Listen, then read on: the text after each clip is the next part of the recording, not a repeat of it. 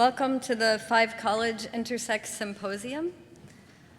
For those of you who don't know who I am Angie Willey. I am a 5 College Assistant Professor of Feminist Science Studies at UMass Hampshire and Mount Holyoke.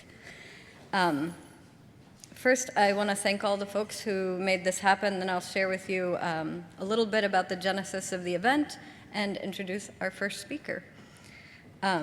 So the symposium was organized by the 5 College Feminist Science and Technology Studies Initiative. I'd like first to thank the other members of our steering committee, Jennifer Hamilton at Hampshire, Lisa McLaughlin from Greenfield Community College, Donna Riley from Smith, and Banu Subramaniam from UMass. Hi. If you'd like to participate in the contest to design our logo, please see one of the members of the steering committee. If you aren't already and you'd like to get on the 5 College Feminist Science and Technology Studies Initiative mailing list, please indicate that on our sign-in sheet, and if you don't, still sign in. Let's see. Our official co-sponsors for the event include all 5 departments or programs formerly known as Women's Studies, Women, Gender, Sexuality Studies at University of Massachusetts, SWAG, or Study of Women and Gender at Smith College, Gender Studies at Mount Holyoke, Feminist Studies at Hampshire, and WAGS, or Women and Gender Studies at Amherst College, as well as Legal Studies at Hampshire, the Dean of the Faculty Office here at Mount Holyoke, the President's Office at Amherst College, and the Stonewall Center. I want to offer a special thanks to the 5 College Women's Studies Research Center and the 5 Colleges Lecture Fund. The support of these 2 5 college bodies has, sort of made all of the initiative's events possible. Thank you to E.B. Lehman and Karen Rembler at the center, at the Women's Studies Research Center, for helping us to provide lunch and for your help getting ready for today.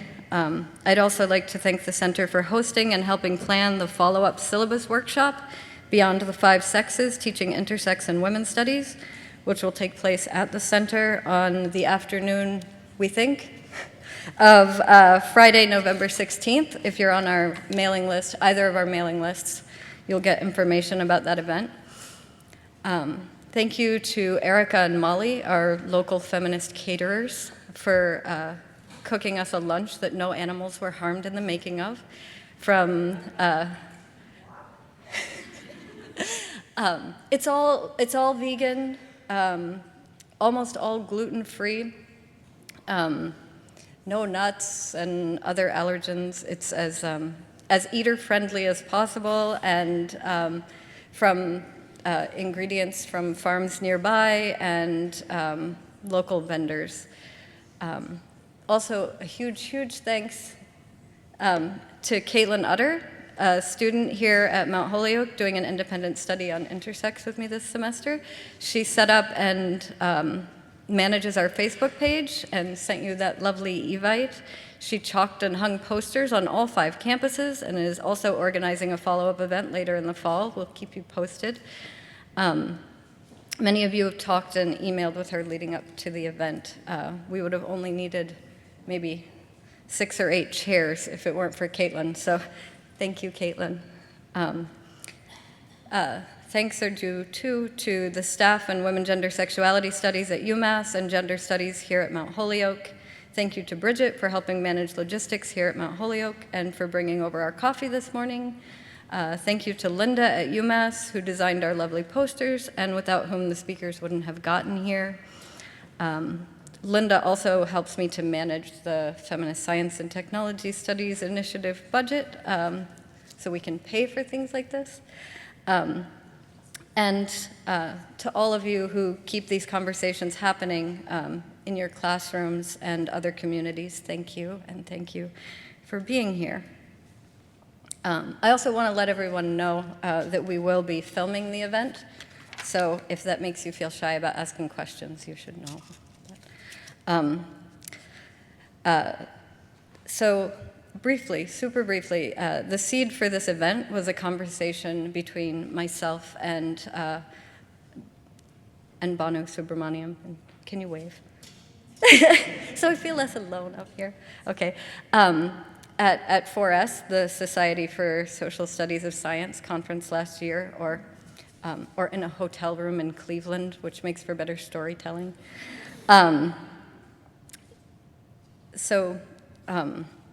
Intersex is a site where science studies often enters women's studies classrooms, where discussions of anatomy and physiology inform theory, and where critical perspectives on medicalization are taught. So Banu and I started talking about when intersex comes up in our classes, how we structure the topic into our syllabi, and what texts we use to teach it in different classes. We thought we'd like to talk to other folks about this too, and later that we should think about bringing someone who could speak to some of the questions that came up for us and others that we brought it up to. So some of the questions that shaped the planning for this event is, what does it mean to use intersex solely or primarily to problematize the sex-gender distinction? What does intersex mean and do for feminist theory? What happens when you teach intersex in a disability studies frame? How do we talk about intersex in the context of LGBT classes and organizations? These are exciting feminist science studies questions, questions about knowledge making. What do we know about intersex? How do we know it? And what do we do with these knowledges? Each of the speakers approaches these questions from different vantage points, and each brings something unique to our conversation. We'll begin with Linnell Stephanie Long. Caitlin Childs will speak next. At 1, we'll break for lunch. Then David Rubin will speak. And our culminating event will be an interactive panel on teaching intersex. Look, I was going to introduce Linnell. Don't clap yet. Linnell Stephanie Long's talk is Intersex 201, Alliance with Your LGBT Organization on or off campus. Linnell is an intersex activist and educator, licensed paramedic and photographer, and lives in Chicago. She's spoken publicly on the subject of improving treatment for people with intersex conditions and their families, including appearances on The Oprah Winfrey Show and The Montel Williams Show. She was also featured in the Intersex documentary, one in 2000, and the newly released intersex documentary, Intersection. Linnell's intersex activism has taken her across the US and Canada, educating people about intersex and intersex genital mutilation. Her short movies, My Body is My Body and Mama and Them Call Me James, were shown in film festivals in the US and Canada, and she recently finished another short movie called Still the One, which she hopes will be submitted to film festivals as well. We've gotten some questions about your films already, so you should tell us more about that later. Linnell continues to educate people about intersex on the internet as well. She's the co-founder of the Intersex Collective, a collective of intersex activists available for speaking engagements. And when she isn't saving lives as a paramedic or educating on intersex, she enjoys writing poetry and photographing the world. Now you can clap.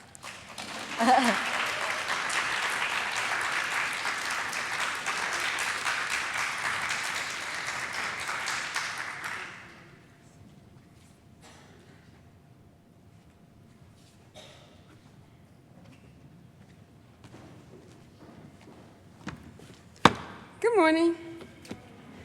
All right, so I tried to figure out how I want to start today. And I figured I would start with saying to be or not to be, blah, blah, blah. But that only works for certain audiences. And sometimes it works, but sometimes it doesn't. I'm Linnell, as she just said. I haven't changed. I've been doing this for a while. I've gotten to the point where I think it's lovely whenever somebody asks me to speak, and I really appreciate you guys bringing me here. It's just because the intersex movement isn't dead, and it's not where we're frozen in time, where we can just rest on our laurels. We have to continue to work, digitally about what we're doing in the intersex movement. One second, my mouth is really dry. Coffee.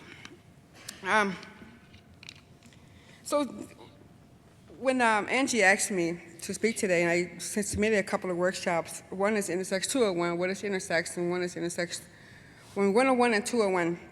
And I've been doing these workshops for a long time, and I feel really comfortable with them, and they change now and then depending on the time. But it's impossible to be the first speaker and not talk about what is intersex for those that don't know. And I never assume that everyone knows what intersex is. Maybe I'm wrong. Someday I'll be proven wrong, but right now I don't think I am. So I'm going to start by telling you a little bit about me, which I love talking about me. I'm my favorite person. So who is Linnell Stephanie Long? Brief history of my story. I have little bulletin points right here I go by. When I first started talking about intersex, I used to speak to the medical profession. My first time speaking was at the University of California in San Diego. And I was really cocky, and I was really mad, because I had just, we were talking to Bo Lauren or Short Chase, and we were just getting really hyped up about the intersex movement, and we were all gay and proud and blah, blah, blah. And so the first time I spoke on intersex, I actually used the F word, I counted later, about 20 times. And it's funny. But what happened was my anger took over everything in the world. So since then, years later, I used the F word maybe once or twice. So if you happen to hear the F word, please know that it's totally toned down from years ago.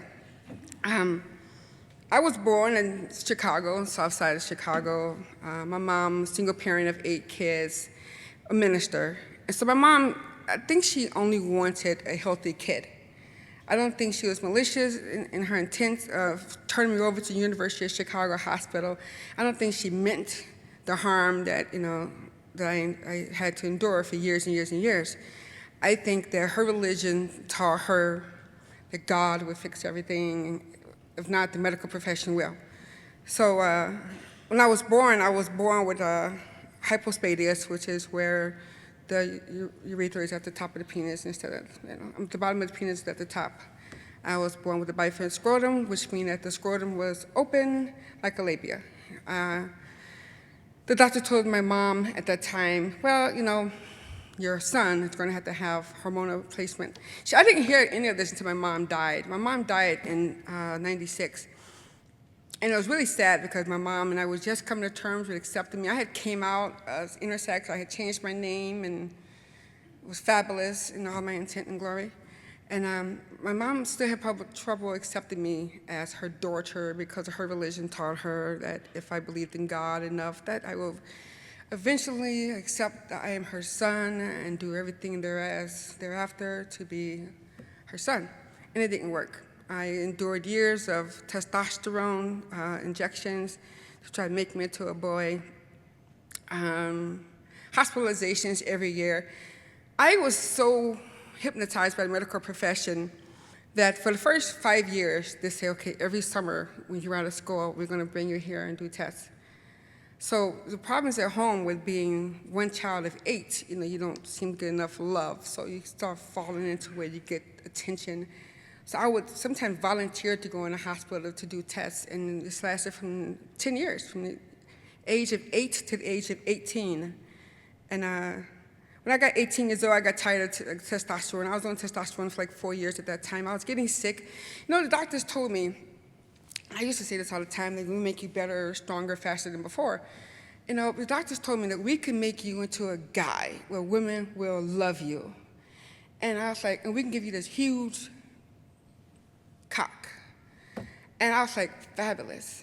Give me a huge cock and make women adore me, and then the world would be fine. And so what happened was I didn't get a huge cock. Women still adore me, but I ended up having to not be my mom's son. My mom, in the middle of all of this that's going on in my life, I was actually being trained to be a minister, which is totally, if you knew me and my life story, you would know that that's hilarious. But so I stopped taking the testosterone. I started not taking any medications. Besides being intersex, I also have panhypopituitarism, hypogonadism, hypothyroidism, hypo. I have all these other medical conditions that the doctors never really told me what it meant. Even when I was a kid, I was curious, why do I have all of this list of stuff that's going on? Doesn't this equal something that you guys aren't telling me, but they didn't want to tell me that I was intersex because, of course, the medical profession think they can fix everything that's wrong with me. So I stopped taking testosterone. I started just being androgynous. I got married as a guy to please my mom and to thinking that a woman could make me into a man. And of course it didn't happen, you know. So years later, I was sick because with hypothyroidism, you don't take something, you're gonna get sick. You know, so I was sick, I went to the hospital, and they did all these blood tests, and they said, why aren't you taking your medications? And I told them I was tired. I was tired of the medical intervention. I was tired of testosterone. I was tired of the Department of Pediatric Endocrinology at University of Chicago Hospital making all these promises to me that I'm gonna be this glorious guy. It never happened. You know, so I happened to meet a really awesome endocrinologist at the Northwest Memorial Hospital, and he started me on my road to become who I am today. I still didn't know I was intersex because no one ever used the term intersex with me. They always used the term, you're just a sick kid. So it wasn't until '97 I was watching one of those documentary shows, Dateline, Nightline, 2020, 60 Minutes, one of them. And I watched Cheryl Chase, whose name is now Bo Laurent, talk about intersex. And she talked about this whole intersex movement and how she's not the only one. And she mentioned a lot of similarities with my story, and I started crying. And I'm living at home with my mom, and I just started bawling. She said, what's wrong with you, blah, blah, blah. And I realized then that I knew I had a journey in life, that I wasn't supposed to be this guy the doctors tried to make me, and they failed miserably anyway. So I contacted Bo Laurent, and it took years and years for her to hear back from her. But my journey didn't stop there, so I knew I wasn't a guy, so I thought maybe I'm transsexual. So I went to the trans community, and I went to their functions, and I got kicked out of their functions because somebody told me I was too cute to be transsexual. And I was like, okay, so I didn't know where I was at. So I'm androgynous, asexual, just suicidal, and in fact, I tried to kill myself numerous times. And it was like one of those visions. I took pills, woke up the next morning, I tried to jump in front of a train, but my feet didn't move. You know, all this stuff just to die. But besides the intersex stuff, there's also all this other stuff happening to me. Am I gay? Am I straight?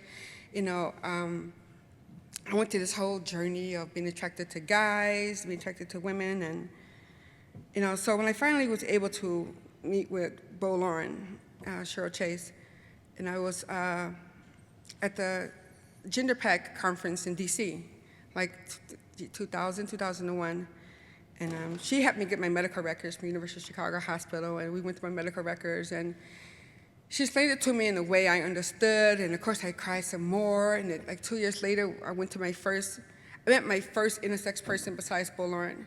We were at Creating Change conference in Atlanta, and it was like 40 other intersex people there, and I'm just hearing how these people tell their stories, and we're all bawling, and it was just really empowering.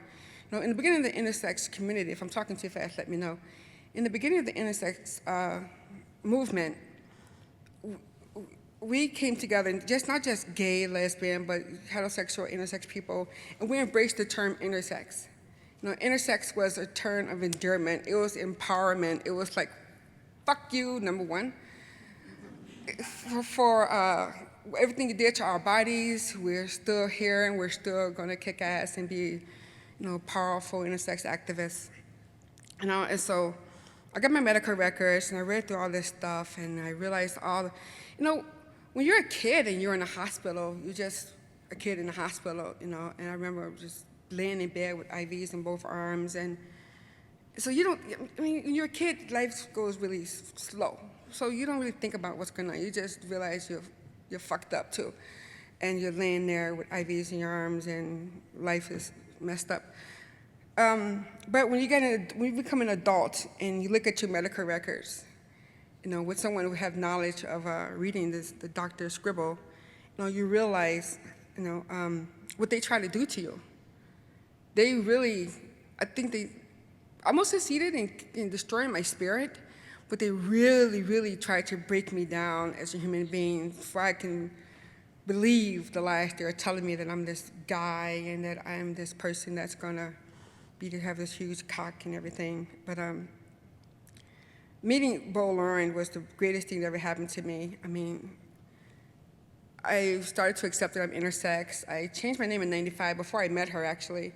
Then she told me, Linnell, you're like one of the few people of color that are intersex. I need you to go out there and talk about it. I'm like, you're out of your fucking mind, 3. And so I'm like, this is crazy. I just came out as intersex. The last thing I want to do is go out there and tell more people I'm intersex. But she was right. I had to do it. I mean, there weren't many people of color talking about intersex then. Now, you see documentaries, there are more of us talking about it, but there was a lot of shame and secrecy in the Black community as well as the intersex community. So I did. My first conference, I was to address my endocrinologist, Dr. Robert T. Rosenfeld, the head of the pediatric department of endocrinology, who is now retired.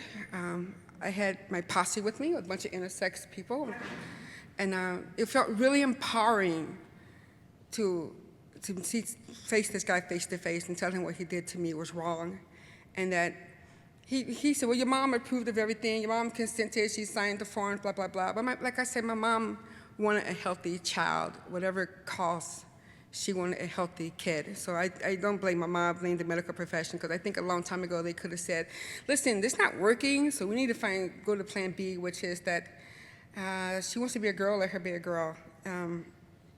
So I had to find my intersex conditions, and back then, intersex conditions was really big. What is your intersex condition? And we were all like, I think MySpace was a big thing back then, or AOL, and we're like, what's your intersex condition? And we're talking on the internet and stuff, but intersex conditions became important to me because as I talk about intersex, I had to know what I'm talking about, so now I started meeting these people. I talked about CAIS, and the first CAIS person I met looked like a normal woman. And then she told me her chromosomes is XY. She was forced to have a vaginoplasty when she was 7 years old. She had a clitorectomy where they cut off her clitoris, and I'm like bawling. I'm like, oh my God. So then I'm PAIS, and I met a CAH woman. I met Turner syndrome. I met all these different people who fits these titles that I read about in intersex, and we're all human, and we're all trying to. I don't want to say recover from medical intervention because I think I'm past that. I think I recovered. And I'm not tormented by it anymore. I don't have nightmares like I did. I used to have nightmares of being stuck in a hospital, IVs in my arm, and just draining my life force from me. So I don't have nightmares anymore. But so then we had to start talking about what we're going to do for the intersex community. Bo Lauren has already started this thing with ISNA. It was really big at the time, and we got our shit together, and we just. What do we want?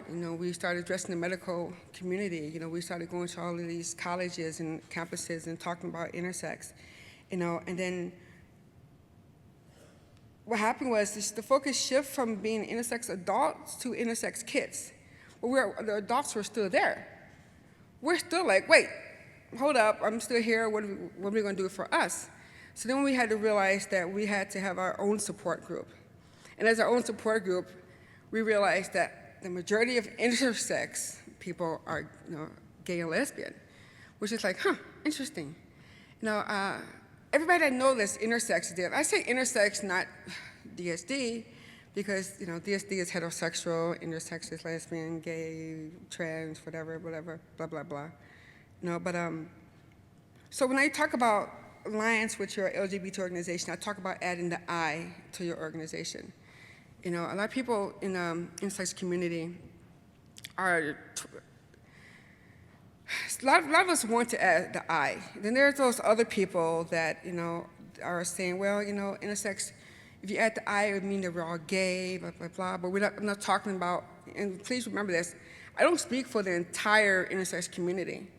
Now, I speak maybe for 90% of us who are gay, but the other 10%, identify as heterosexual and want to adopt kids, which is fine. But when they tried to, in 2005, 6, 7, they came out with this term DSD, disorder of sex development, and it raised a red flag for a lot of people because we remember how they used gay as a disorder, and they tried to hospitalize kids that were gay. And so now we're in a DSM-4 as a disorder, so now they can hospitalize us or something. So there's still the intersex movement behind all of this. There's still those of us who are like, no, I'm intersex, I'm a hermaphrodite, I'm in your face, and we always embrace the term intersex. The importance of adding the term I is for those of us that believe that we connect with the LGBT community.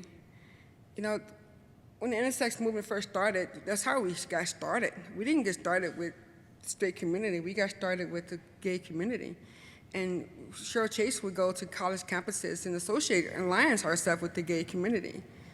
So a lot of people are skeptical about adding the I in the LGBT because they don't want to ruffle any feathers with the DSD community. But I'm here to tell you, excuse me, I'm here to tell you that we want you to add the I. What the I means for us are numerous things.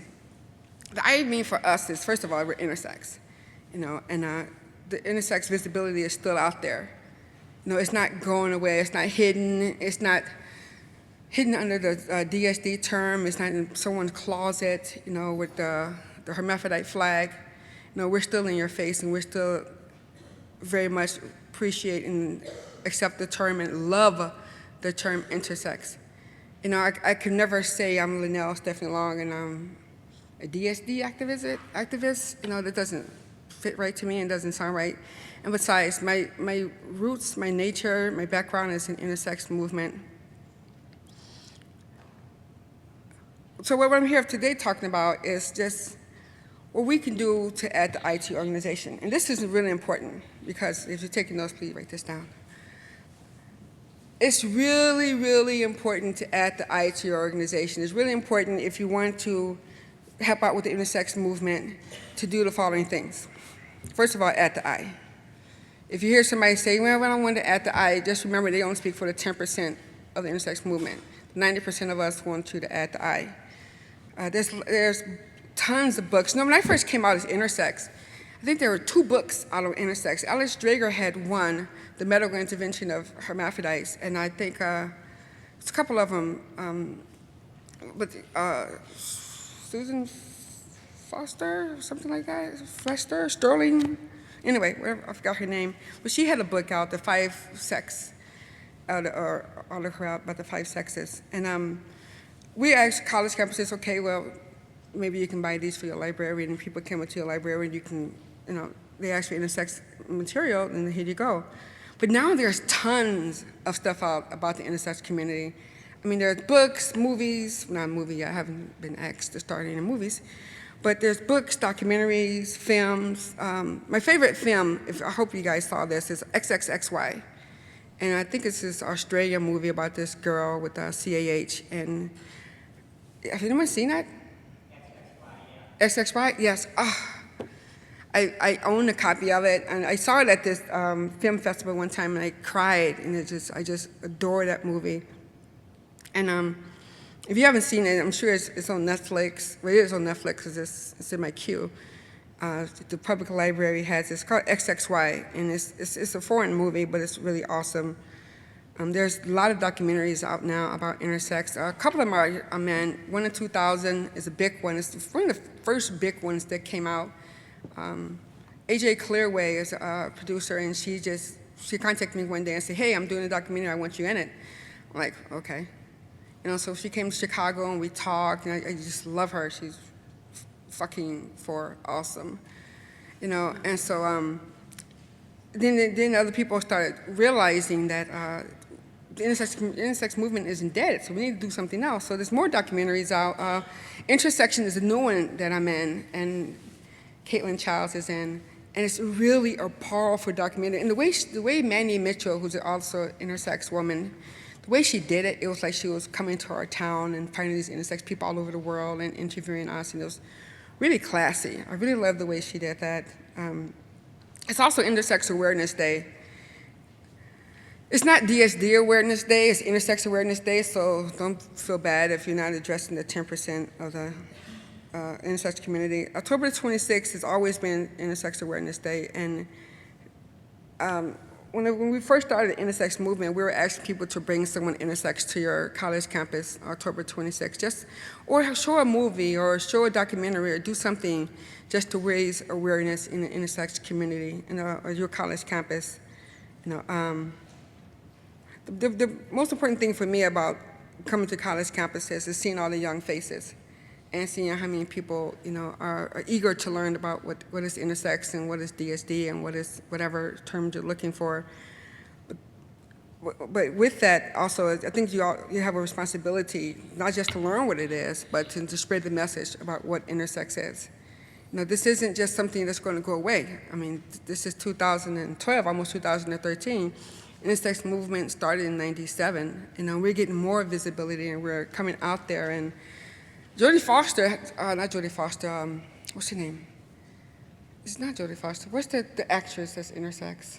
Anyway, this actress that's she hasn't come out yet. Yes, she hasn't come out yet, but we think more and more people will. But also, you have to realize the stigma when people come out and say, I'm intersex. Then everybody want to ask you stupid questions. I was talking to Caitlin Child earlier, and one of the stupid questions she had when she first came out was, how do you pee? And it's like, I understand people have questions about intersex, but I think sometimes it stops people from wanting to come out because they don't want to be faced with questions about how they pee or have sex. It's just my personal opinion. I came out as intersex, and I continue to do this for a number of reasons. One, because I'm in love with myself, and I think I'm fabulous, and I think that what I do is important not just for my life, but for other people's life. There has been countless times I have spoken at college campuses, and there's always been that one person in the back of the audience that was afraid to come out as intersex or scared to talk to someone. And when they heard someone like me come out and talk about it, they're like, wow. And one of my best friends today is Jen Pagonis. I think she's 26 now. And I met her at DePaul University like 6 years ago. And she was in the back of the classroom, and she was crying. So I'm thinking maybe she broke up with her boyfriend or something. And the more I talked about the intersex conditions and the vaginoplasty and the cutting off her clitoris, she just started bawling her eyes off. And then at the end of the day, she came and talked to me and said she's intersex. And it's like, wow. And I did to her what Cheryl Chase Lauren did to me, which is to say, great, now you have to talk about it. Now, great. I did, and I always used to say, if I can make one person come out as intersex and accept who they are and talk about it, I did my job. And I think with Jen Pagonis, is a huge accomplishment, because I think we all want to touch someone. We all want that one person who's living in shame and secrecy, who's afraid of being intersex, who don't know how to tell their friends, their lovers, boyfriends, girlfriends that, they've had a vaginoplasty or may have a micropenis. And so when we're able to touch someone, it's enormous for us. I really think the universe, I don't want to think that God has made me intersex, because then I think that would be cruel, because my life has been nothing but cruel. But I think the universe, when they made us intersex, did it for a reason. Then they made some of us intersex to have a voice for others that don't have a voice. And so, I'm also a recovering alcoholic for almost 20 years.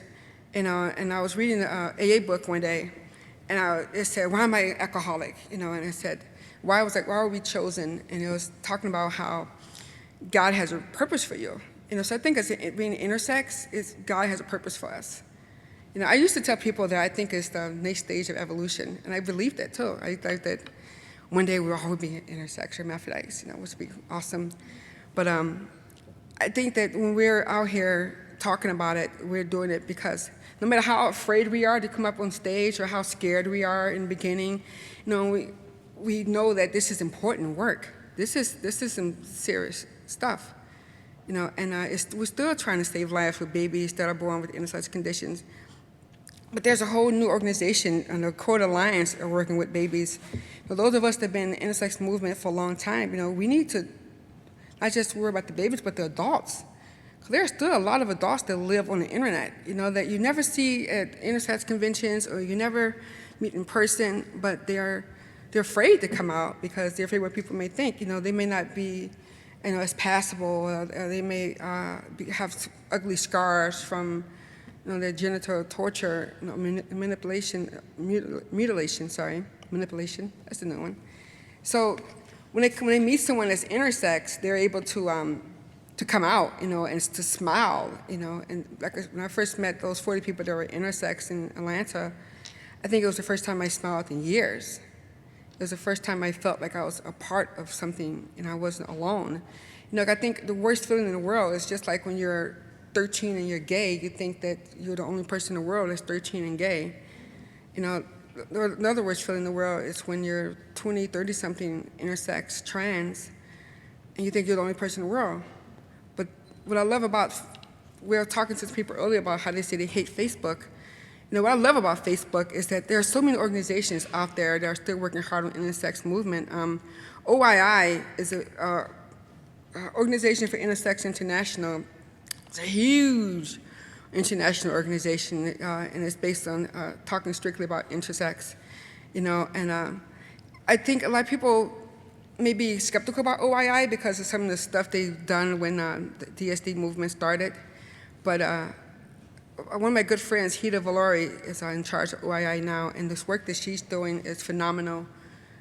She's just out there, and she's trying to change the name for OII and the vision people have for OII, and she's just doing some awesome work. And I called Hida last night, actually, and I was like, listen, yesterday, day before yesterday, whenever, I said, listen, so I'm going to Massachusetts to talk about intersex. She said, oh my God, Linnell, that's awesome. When Hida, she has all this energy. And she just make you feel like, yeah, and so she, oh my God, Linnell, that's awesome. Just stay true to your movement and stay true to your cause and remember to talk about OII and the intersex community isn't dead.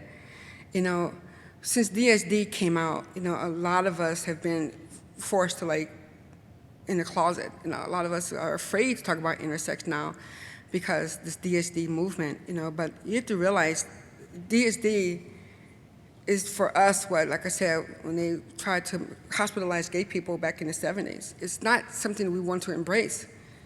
People want to, I'm not, what's the word for heterophobic? I'm not heterophobic, that's a good word. I'm not heterophobic, so I'm not gonna see him bash breeders, but, but you have to understand, they're worried about their kid just as much as my mom was worried about me. So if they don't want their kid affiliated with LGBT, more power to you. But I think what they did wrong was when they tried to totally erase the term intersex. You can't erase intersex. You can't take a term that's of empowerment and then replace it with a disorder. So we're still intersex and we're still proud to be intersex, and we will always be proud to be intersex, and we're all fabulous. I used the term fabulous a lot because before I found Cheryl Chase and I was suicidal, I didn't love myself and I hated my body. I was androgynous. People ask me, "Are you a boy or a girl?" And I hated myself. So now, my part of me, I look in the mirror, I tell myself, "You're fabulous," and I'm like, oh, "You're so right." So we have to have that affirmation from ourselves. We can't wait for it from the outside world. The first step to loving me was to not wait for somebody else to come and say, "I love you," a relationship or anyone else. I had to love myself first, and it took me a long time to love myself. I was in the medical profession world for 10, 12 years of my life. And it's going to take me that much longer to come to terms with who I am and to love myself. And I still have body issues. I still look in the mirror sometimes and be like, oh, who's going to ever love me? And then I look up, I hold my head up high, and remind myself that I'm fabulous. This is hard, what we're doing. When we come up on stage, we're telling the world I'm intersex, I'm a freak, I'm a hermaphrodite, I'm this, I'm that. And the term freak isn't a bad term. Just like I was talking to someone earlier about the term slut, it's not a bad term. It's an awesome term. So the term freak, like the term hermaphrodite, is empowering. When someone called me a freak before, I was at, where was I? I was at a college campus one time, and I don't know if this guy was Christian or God-fearing or what, but he asked me, aren't all you guys just freaks? I'm like, wow, that's harsh. And I'm like, yeah, we are. we're freaks of nature, but we're fabulous. And if people can't accept that, then they have no place in our world. So add the I. It's really important to add the I. One second. It's really important to add the I because we have to counteract what DSD is doing. DSD has gained the popularity of the Pediatric Endocrine Association, and they gained popularity of the medical profession because people love to have a disorder that they can fix. Intersex is not a disorder. It's a way of life, it's an identity. And so when we say at the I, we're not doing it to counteract what they're doing. What they want to do for their kids is great, but we're doing it because we're still here, and we still need you guys to be on our side and to love us and unconditionally and all that gooey shit. So that's all I have, and I still have a half hour. Wow, I'm good. So what I'm going to do is we have a question and answer panel later, but if you guys have any questions, I'll be free to answer them. If I spoke too fast, I'm sorry. I have ADHD, and I do that sometimes, but I hope you were able to get something out of it.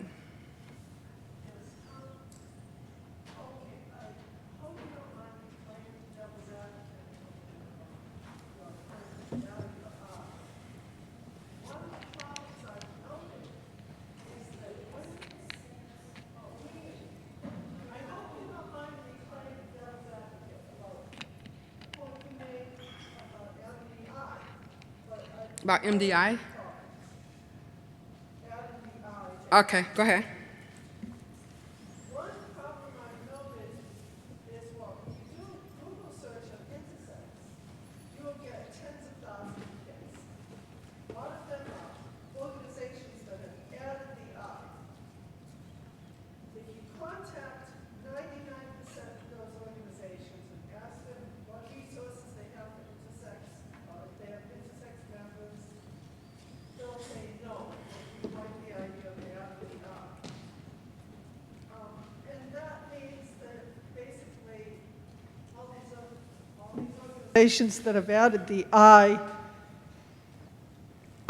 don't really have anything for intersex people. In some cases, they don't even have a member who knows what intersex is. So they're really just creating a lot of, how can I put it, decoys that make it harder to find the real intersex resources. What's your name again, Peggy? Excuse me? Your name is Peggy? Yes. Okay. I disagree with you, Peggy. I think even if they add the I and they don't have any resources, they're still doing us a great favor by the intersex visibility. However, one of the things I always mention is it's adding material to your library. And I don't know of any college campus or institution that don't have one book on intersex. I don't know anybody that added the I that don't know what intersex is. I think adding the I is not just putting on a brand new pair of shoes. It's a huge statement, and it's a huge, promise to the intersex community. So I don't know who you contacted, but I'm sure if you had contacted the next person on the list, they would have told you what intersex is. Or they would have had a book by who knows who, Thea Hillman's poetry book or something like that. I mean, everyone I know that adds the I to the organization has a lot of material. Well, one example is I've gone to Yahoo Groups, done a search on intersex, gotten hundreds of hits. And nearly all of them are organizations, Yahoo Groups that don't have anything to do with intersex. But we're talking about two different things now. We're talking about Yahoo Groups, and we're talking about college campuses and organization. Yahoo Groups it's just the internet. I mean, I can say that I'm Michelle Obama on the internet, and no one would ever know that I'm not. However, when you go to a college campus and you're asking them for material on intersex, and I'm sure you're going to find something. I mean, you have to remember that the internet is not the truth. I mean, not everything on the internet is real. I mean, it's like this commercial I saw. I love this commercial. This girl said she met... A lot of what's on the internet is not true. 1 second. I love this commercial when this girl said she met this guy on the internet, and he said he's a French model, and this really tall, goofy guy show up and say, bonjour. He's obviously not a French model. Everything on the internet is not, everything on Yahoo Groups, seriously, is not the truth. There are so many groups on Yahoo about, you can Google anything on Yahoo groups, and you're going to find maybe there's a couple in there. There's intersex and androgynous, they're still there. Intersex society is still there. But you can expect every group on Yahoo that used the term intersex, maybe just for visibility, to have the perfect knowledge of intersex that you and I may have. Well, in most cases I've seen, all they're doing is doing it for visibility. My last question is, where did you get the statistic that 90% of intersex people want to, as you put it, add the I? That was a joke. It was 9 out of 10 people. When I say 90%, I use 9 out of 10 people want to add the I in intersex. If you get a group of 10 intersex people, and you have to make sure that they're not all from Accord Alliance, and you're going to find out if they want the intersex, the term I added to LGBTI. Now, the ones that don't, because they don't associate themselves with the LGBT community at all, so it doesn't matter to them. But those of us that do, because we identify as lesbian, gay, bi, or trans. Saying I don't want a group to add the I, as you put it, doesn't mean I want to absolutely dissociate myself from that group. But I think that if a group puts intersex as part of their area of interest, it should be more meaningful than just as a statement. I don't think it's ever a statement. As the organizer, I'm going to jump line and ask a question, a related question. Thank you. So I think this is an issue that I've heard people talk about a lot, is there's sometimes the I gets added for a certain event, or, you know, there's a conversation about whether or not to add the I when a new piece of paper is being printed or something. You know what I mean? Mm. So do you have suggestions on how to make adding the I meaningful? Like, thank you, Angie. That's an awesome question. Even if you add the I for visibility, you know, I think it's important to the intersex community. I think to make it more meaningful, of course, you have to have material there. You have to have a library there for someone to come in there. Like I mentioned before, the young people that are coming out as intersex now, they may not have access to the internet. You know, they may come to your college campus and say, hey, what do you have on intersex? If you say I have nothing, then you're not doing the intersex community any justice at all. But if you have a film, a book, a study, or article, an essay written by somebody from the intersex community, it's going to help them on their journey. Even a list of links to intersex websites or Facebook, my Facebook page, anything that will help them to start their journey as an intersex person. But if you have nothing at all, just to add in the I, it's not going to help us. You have to have the material there as well. yes.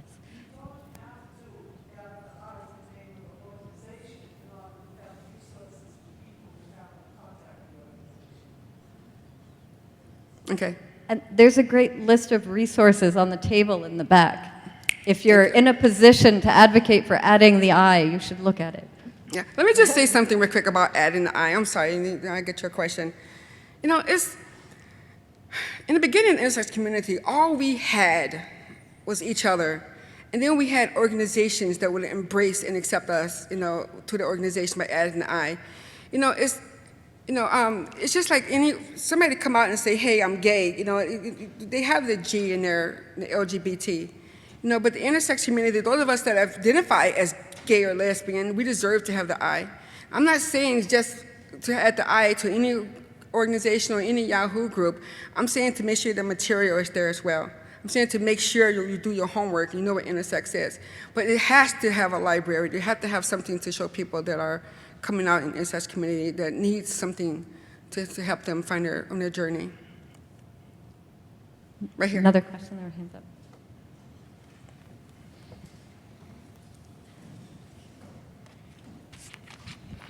The thing is, I don't think we can really expect the mainstream LGBT movement to do anything meaningful along with adopting the I, because it doesn't even have visibility for the T right now.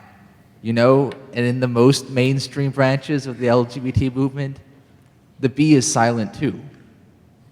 The LGBT movement is assimilating, and adding your letter to the end is going to accomplish very little, at least if you're adding it to the end of the mainstream assimilating LGBT movement. It's just a commentary. And I guess I would ask if there's somewhere, well, first, if you're talking about the same LGBT movement that I am, and secondly, if there's somewhere else that you maybe want to concentrate your attention on other than the mainstream LGBT movement. First, to answer the first part of the question, if the LGBT movement is dying or assimilating, as you said, it's our fault. You know, we can't blame any organization for not accepting the B or the T or the G or the L. It's our fault. You know, I think we've all gotten complacent. You know, we have rights now. We can get married now. We can, you know, go to some place and hold our girlfriend's or boyfriend's hand now. We can be trans in public now. But with those rights came everybody's moving away from the movement. We're happy now. You know, it's just like with civil rights. You know, wow, we can vote. You know, black people can live in the way they want to live. But that doesn't mean the fight is over. Racism still exists. So with the LGBTI community, we have to continue our work. We can't just rest on our laurels and sit back and say, okay, you know what, I volunteered a week, a year at this organization. I've done my part. Now I can move back to the suburbs with my girlfriend and my house and white picket fence. We have to fight every day for our rights. It's not over. The fight is not over. We still have people, you know, the right-wing people that want to stop us from having the right to be married. You know, we have people out there saying, you know, oh, intersex is a disorder. You know, so we can't stop fighting. I mean, been doing this for years, and I will always be an intersex activist because I believe the minute I stop is the minute, until somebody takes over from what I'm doing, then I can't stop. Well, that's just it. The white living in the suburbs, gay and lesbians that are marrying each other, they're happy, but we're not. And we've never really been on their agenda. And do we really want to focus on becoming part of their agenda? Or, as you're saying, you've got to carry that torch yourself. The reality of it is that the privileged members of the LGBT movement that have got theirs have lost interest in all the other smaller letters. You know, 10 years ago in Chicago, there used to be this place called Mountain Moving Coffee House. And they had this policy, women born, women only. Just like Michigan Fest, women born, women only. I had been accepted in the lesbian community as a lesbian, as an intersex activist. But when I heard that my trans sisters were being refused to go to this place to hear Karen Williams, awesome comedian, we refused to go see Karen Williams because they're not women born women, whatever the hell does that mean. I was on the front line protesting with them. You know, and I shit you not, we were there protesting. I wrote a play called Jane, Sweet Jane. I wrote a play, and it's about this transsexual woman that meet this guy, they fall in love, they're walking down the street and they get bashed. You know, and they go to these organizations to find help, and everybody's saying, you're trans, we can't help you. You know, so I showed that play in Chicago, and I was on the front line fighting these people. I didn't have to do that. No, the thing about the trans community, and I'm sorry if I'm getting a little defensive, but the thing about the trans community is everybody wants to be passable and then disappear. You know, you can't do that. You can't be passable and then just melt into society, because then it's going to leave these kids alone. I mean, in Chicago, there's North Hostel Street. And every Saturday night, you see these young kids out there that are trans, gay, LGBTI, and they're out there looking for something, and they're finding it in the wrong place. They're looking in the bars because organizations aren't out there working with them. No, but that don't mean that they're not doing their part. It just means that it's never enough. We can't wait for HRSC to come and rescue us. No, we have to start our own organizations and do what we can do. Thank you. Any other questions? Hey. I mean, I guess I don't necessarily have a question, but wanted to kind of express an opinion, partly because I'm a little concerned with the resistance that I'm hearing around this idea of adding I.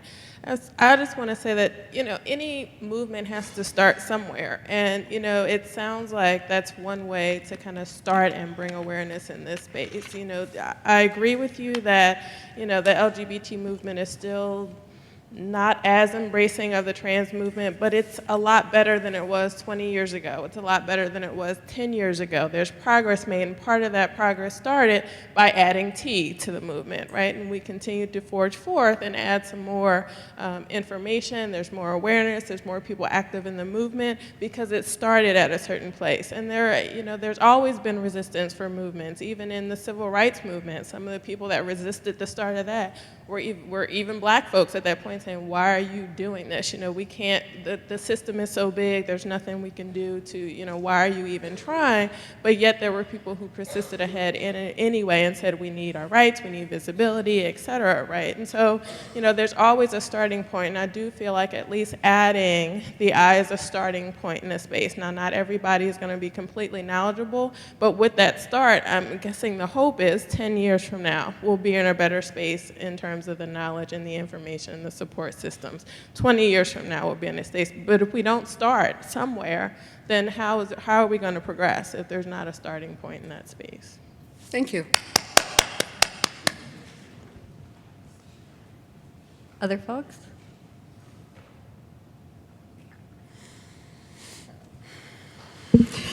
Well, I'd like to say also that even as an intersex person who has gender transitioned from male to female, I do not see much commonality of interest between transsexuals and intersex. I think in some ways our interests are diametrically opposed. Not to say I'm against transsexuals, but their concerns are in some cases diametrically opposed to those of intersex. And as far as gays and lesbians, to intersex people who happen to be gay and lesbian themselves, yes, there's a lot of commonality there, but making an issue of that drives a wedge between intersex people who are hetero like myself and ones who are gay and lesbian.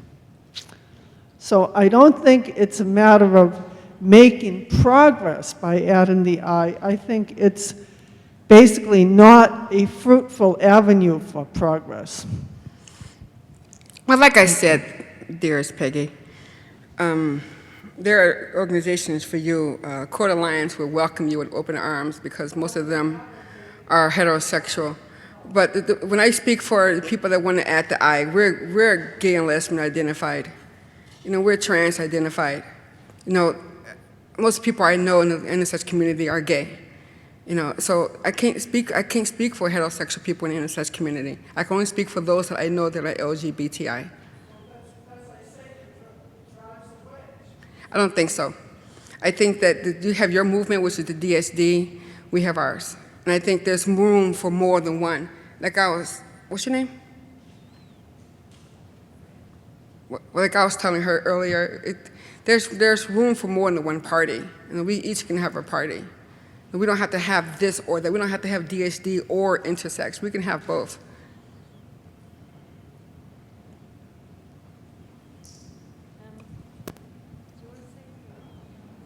Okay, I just wanted to comment on that. I think one of the things that really unites trans and intersex people is that I don't think trans and intersex people are diametrically opposed. I think what we have in common is being against binaries that create diametrical oppositions. One of the things that oppresses us both is having binaries and having those oppositions in the first place.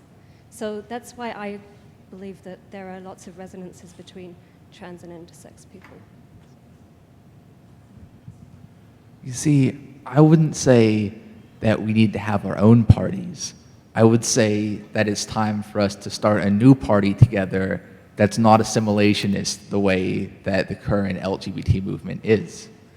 I think that using that title, LGBT, it's already got these connotations of this assimilationist movement, and we need to come up with a new name that LGBTI is going to be an extension of LGBT. And as far as trans and bi and all having gotten better in the past 10 or 20 years, the LGBT movement started with a trans woman throwing the first punch at Stonewall, and that has been gradually erased from the LGBT narrative, not embraced. I think there's cause to say that the LGBT movement is not moving forward as far as those things go, but rather moving at the expense of the fringe members of it in order to forward the well-being of the white, suburban, gay and lesbian that you were referring to earlier. As I walk over here, I'd like to point out that LGBT community is multiple and contested territory.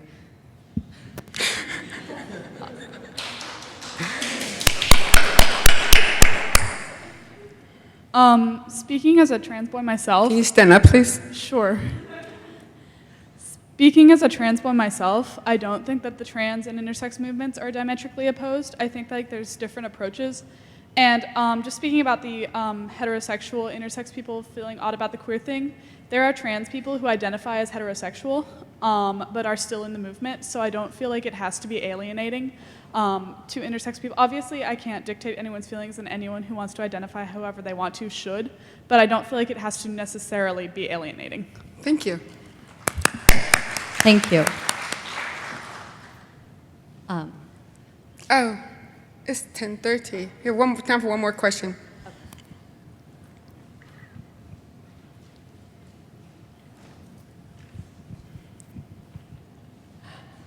I'm Vicky Boisseau. Two things. One, back in 2003, I started intersex data awareness at the University of Montana. We've done it again next year, the following year, and I told, hey, everybody, we're having this event. And now, years later, it's now on my birthday, October 26th.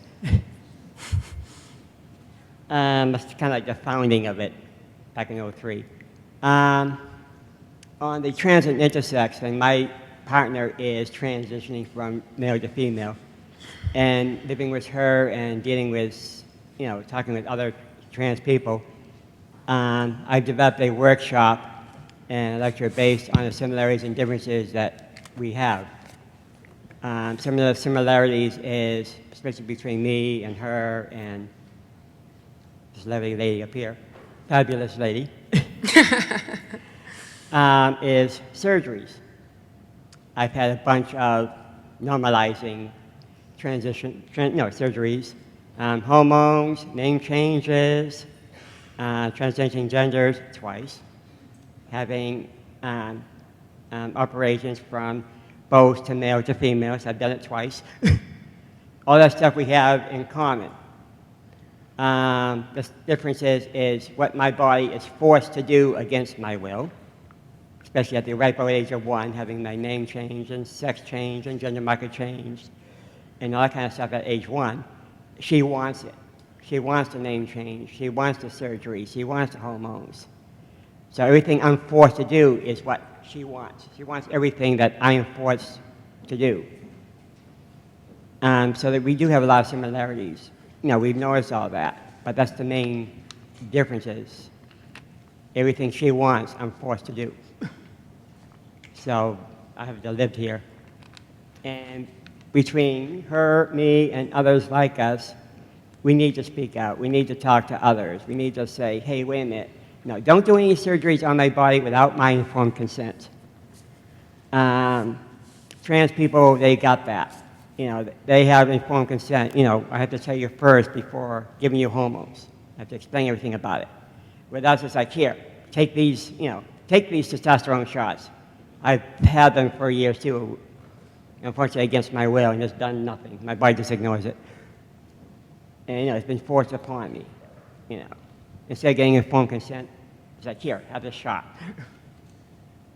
But yeah, thank you very much for your talking here. This is great help. Thank you. Awesome. Thank you, Thank Lynette.